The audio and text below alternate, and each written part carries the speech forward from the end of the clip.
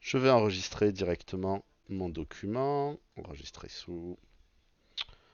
Je le mets sur le bureau. Je l'appelle carte Marvel carreau, puisque je vais commencer par le carreau, et Marasato.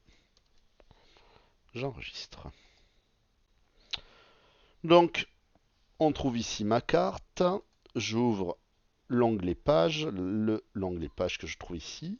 Ici, j'ai ma page 1, mais je vais travailler uniquement pour l'instant sur le gabarit. J'ouvre le gabarit. Pour ouvrir le gabarit, je vais appeler le gabarit A. Donc, je double-clique dessus. Vous voyez que la zone bleue est apparue ici autour de mon gabarit. La zone blanche a disparu. Si je double-clique ici, c'est le 1 qui est actif, la page 1. Hop. Quand je double-clique ici, le gabarit est actif.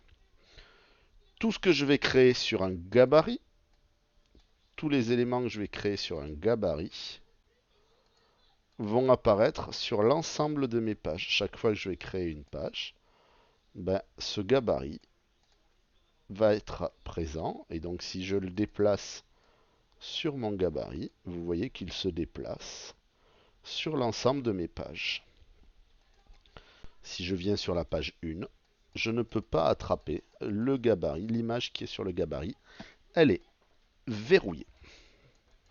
Donc tous ces éléments vont être dupliqués et quand je vais venir sur le gabarit, je vais pouvoir changer et vous avez vu que le gabarit se déplace. L'image, toute l'image qui est ici se reporte sur l'ensemble de mes pages.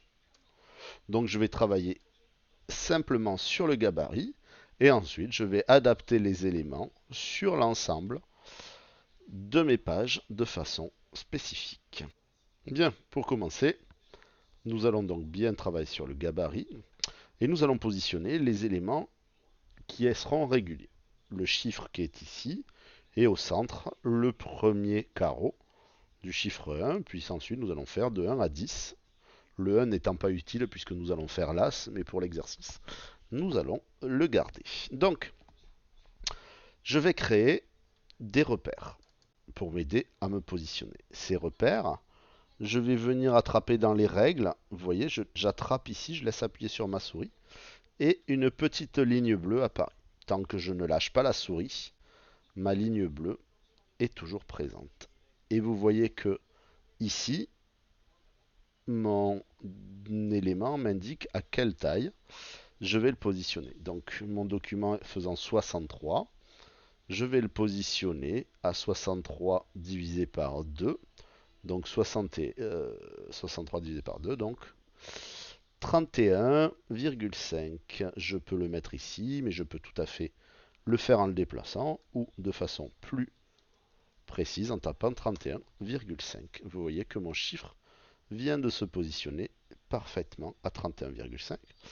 Ici, la même chose vers le haut. Vous voyez, je viens d'attraper ma règle ici. J'attrape dans la ligne noire, je descends et je vais le positionner à 88 divisé par 2, 44. Donc où je le positionne bien, vous voyez qu'à côté de mon chiffre, il y a écrit 44. Hop.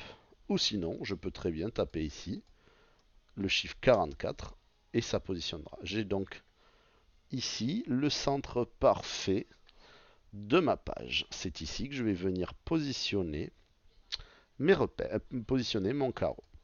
Je vais donc venir sur importer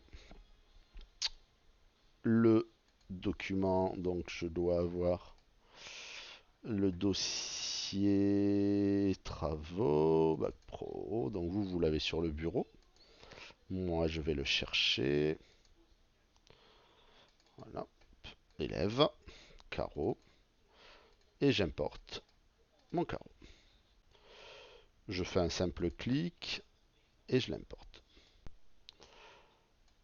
Il est un peu grand, je vais le réduire. Pour cela, je peux réduire ici la taille, donc je vais le réduire à 75%, encore un petit peu, voilà.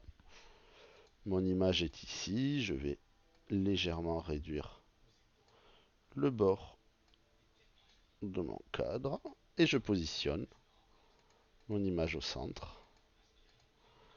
L'image est de mauvaise qualité, mais en cliquant avec le second bouton de la souris, je vais dans Performance d'affichage, afficher de qualité supérieure, et mon image est apparue. Et je positionne mon logo au centre pour m'aider. J'ai les points de repère qui sont ici.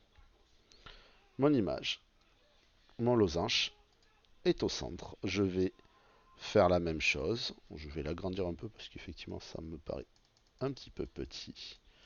Donc vous voyez qu'en cliquant ici, je peux agrandir petit à petit mon objet. Peut-être pas autant. Je vais descendre à 90. Voilà, c'est parfait. Puisque attention, hein, il faudra que j'en mette jusqu'à 10.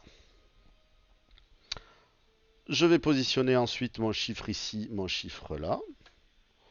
Donc je vais venir mettre, je vais dupliquer. Je peux appuyer sur pomme C et pomme V. Je peux faire copier, coller. Ou je peux faire ici en sélectionnant copier et ensuite coller. Ou alors j'appuie sur la touche Alt et regardez ce qui se passe quand appuie sur la touche Alt. Mon curseur devient double et si je laisse appuyer, je vais créer tant que j'appuie sur la touche Alt autant de doubles que possible.